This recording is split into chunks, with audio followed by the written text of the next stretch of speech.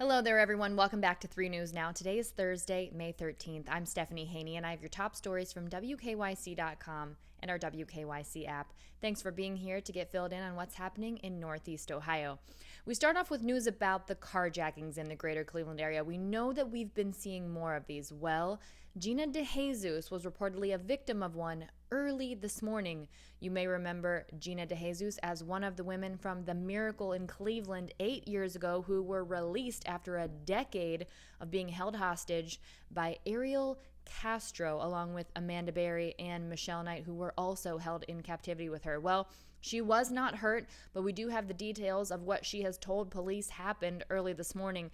This was at West 127th Street and Triscuit Road. She said she was stopped briefly, and then two men in a silver sedan drove around her vehicle, cut her off, and blocked her from leaving. She said that one man hopped out of the driver's seat and started walking towards her and then pointed a gun at her face and told her to get out of the car. Well, she got out of the car, she says, and as she was walking away, the man in the driver's seat stopped her and asked for the keys to her car, which were still in her pocket. She said she handed the key fob over, and then both her vehicle and the other vehicle drove away from the scene, heading east on Triscuit Road.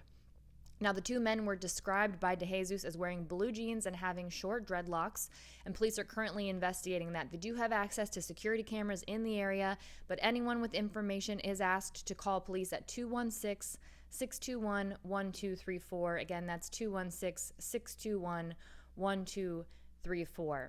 We have breaking news this afternoon from the U.S. Centers for Disease Control. The CDC is expected today to ease guidance on indoor mask wearing for fully vaccinated people and also out in crowds.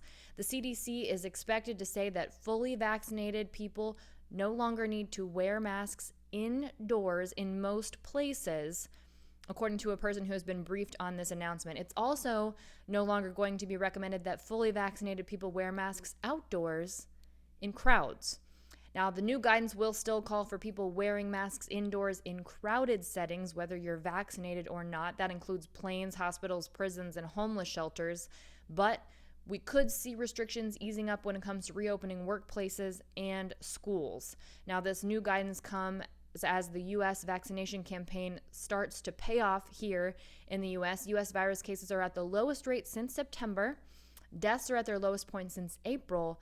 And the test positivity rate is at the lowest point since the pandemic began.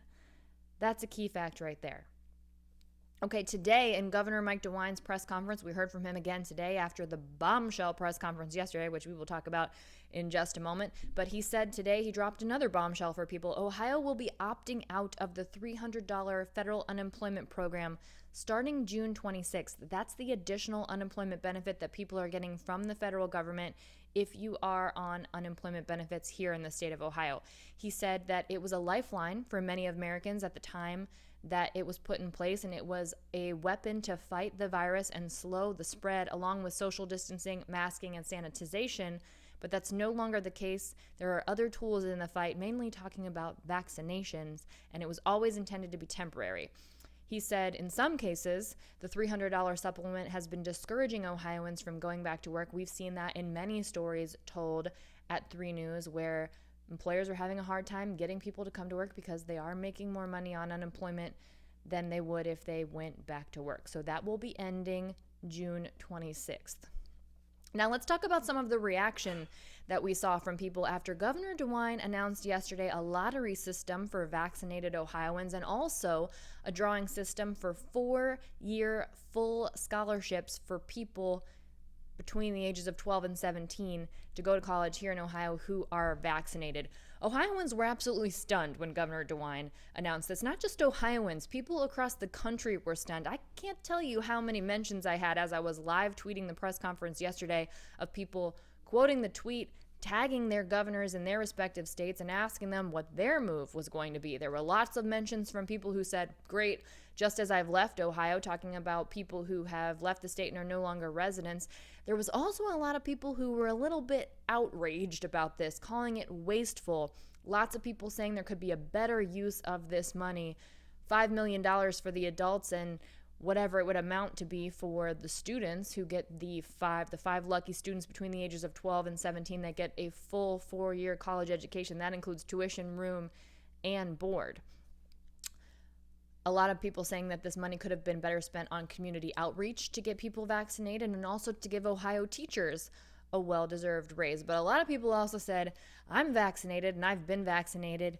Where do I sign up? It's clear that the motivation here is to try and get more Ohioans vaccinated, as we've seen the number of people starting that process dwindling over the past several weeks. I can tell you this, I'm fully vaccinated and I'll be signing up for that lottery. Here are the details that we know right now. It'll be starting May 26th, and Ohioans who have had at least one vaccination shot will be eligible.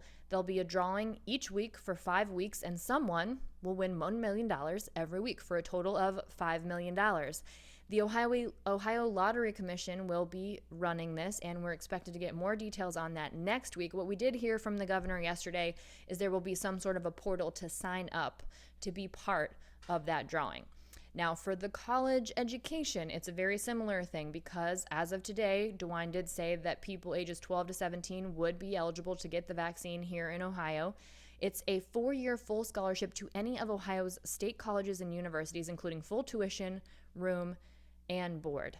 That's pretty valuable for these people ages 12 to 17. So same deal. There'll be a drawing starting May 26th every week for 5 weeks. As we have more details about that, of course, we will bring them to you.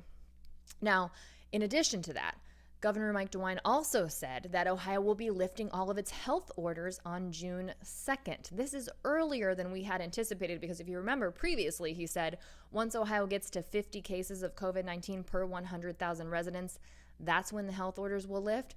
Well, he said yesterday that we were at 123 cases per 100,000 residents, and it's been lowering 2 to 3 points per day. Actually, when we get to the numbers later, you'll see in the last day it's lowered a little bit more than that, even so. He said our cases are down, that we have a tested and proven weapon with the vaccine that Ohioans 12 and over can utilize, so now it's time. But as a reminder here, just because those restrictions are lifting at the state level, except for in the cases of nursing homes and assisted living facilities, that doesn't mean that individual businesses will be lifting their own requirements. Businesses might still ask you to wear a mask, and that is their prerogative. Yes, they can do that. It's like those no shoes, no shirt, no service policies. Same thing with the mask. Now, as we start thinking about these policies at the state level being lifted starting June 2nd, you might be feeling a little bit of reentry anxiety. So I want to remind you, my podcast topic this week is with Cleveland Clinic psychologist Dr. Scott B. And we talk about that. We talk about post-isolation stresses that people might feel. This is something that we see in people who get released from prison and people who come home from military deployments. Well, now we're all in a situation where we might be experiencing this. So if you want some tips on how to handle that, a little bit of perspective on what other people in your life might be going through, I encourage you to listen to that podcast. You can find it at wkyc.com/3thingstoknow. You can also find it on every podcast platform. It's 3 Things to Know with Stephanie Haney. Now let's take a look at the latest COVID-19 numbers. These first ones come from Johns Hopkins University. Globally, there have been 160,620,982 reported cases of COVID-19. Here in the U.S., we have 20.4% of those cases. That number is 32,827,228. Globally, the total number of deaths is 3,335,196. And here in the U.S., we have 17.5% of those deaths, and that number is 583,938. Here in Ohio, the total number of cases of COVID-19 in the last day is 1,161. That's down from yesterday, and we are now at 119.9 cases per 100,000. That's just a little bit more than dropping that 3 points per day that the governor was talking about. We've seen 91 new hospitalizations in the last day, with 935 people currently hospitalized. All of these hospitalization numbers are down from yesterday, by the way. 258 of those people are currently being treated in an ICU, and we've seen 2 new ICU admissions in the last day. Now let's take a look at the vaccination picture, which is what all of this talk about the Vaccimillion lottery, or the shottery, as some people called it, has been about. Here in Ohio, close to 37% of Ohioans are completely vaccinated. That's close to 4.3 million people, and more than 32,000 people getting completely vaccinated in the last day.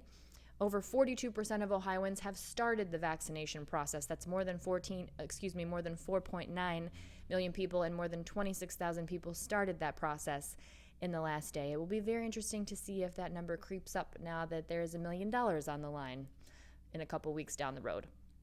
Now, speaking of getting vaccinated and getting out to things, the Cleveland Browns schedule has been released, and we do know the NFL does very much hope to have full capacity at Browns games and every NFL game next season. Our 3 News sports analyst Ben Axelrod took a look at some of the takeaways from the Browns' 2021 schedule. We know we are opening on the road against the Kansas City Chiefs, the 2-time Super Bowl contenders.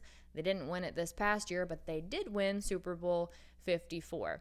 Taking a look at the beginning of the season, though, yes, that's true, but after that, then we've got a couple of home games in a row. So just 3 of Cleveland's first 8 opponents also, by the way, qualified for the playoffs in 2020. So we got a little bit of a home field advantage because 5 of our first 8 games will be played at First Energy Stadium.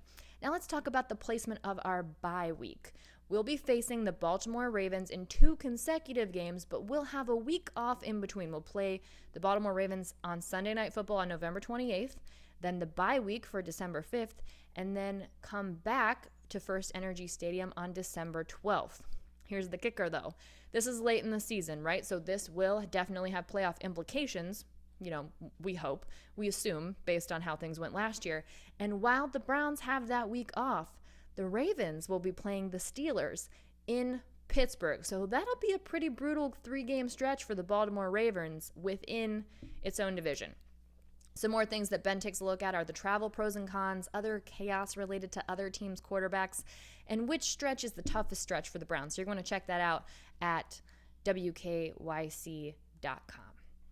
Now, something you need to be aware of if you watch NBC, that's where we're at here on Channel 3, is that NBC's This Is Us is coming to an end after 6 seasons. Oh, this one got me. I love this show. It's probably the only show that I actually navigate my life around to watch live. Well, it will be ending after 6 seasons, according to The Hollywood Reporter. That's expected to be made final tomorrow when the fall TV schedule for the 2021-22 season comes out. And it's something that we could have kind of expected because the creator, Dan Fogelman, previously suggested that the Pearson family story would be a 6-season run, and he told The Hollywood Reporter in 2019 that the season 3 finale was the midpoint of the series. So maybe we got one more season out of this, most likely, and then that'll be it. The show's 5th season will wrap up on May 25th. We don't yet have the premiere date for the 6th season. But what we do have is the opening date for Cedar Point, and that is tomorrow, kicking things off for the 2021 season. Right now, currently scheduled to run through September 6th. We've got details about the park's operations up on WKYC.com. We do know they'll be open from 10 a.m. to 10 p.m. on most nights.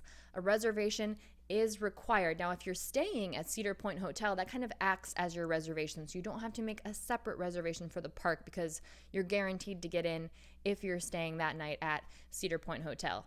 Masks, no longer required on rides, and they're also not required outdoors as long as you can stay 6 feet away from people. They will be required indoors unless you're eating or drinking.